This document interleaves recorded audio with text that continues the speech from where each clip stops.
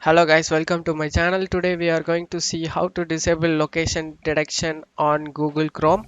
So this isn't preventing Google from seeing what your location is, or I wouldn't even guarantee that extensions and add-ons and site might still find a way to actual accessing your location, guys, but this is merely just going to disable site asking you for your permission to use your location or not. Today I show you guys how to disable it. Opens up the Google Chrome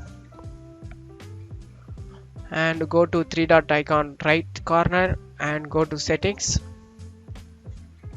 In settings you need to type search menu location, LOCATION, location. Here comes site settings, click on it.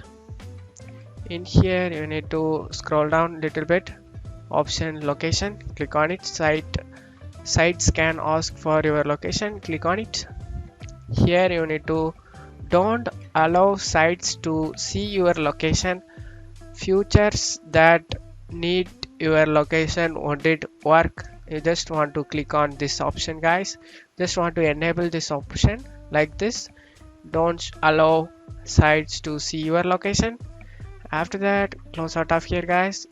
Now you should good to go, guys. That's it for today's video. I hope this tutorial definitely helpful, guys. Give me a like and subscribe. Thank you.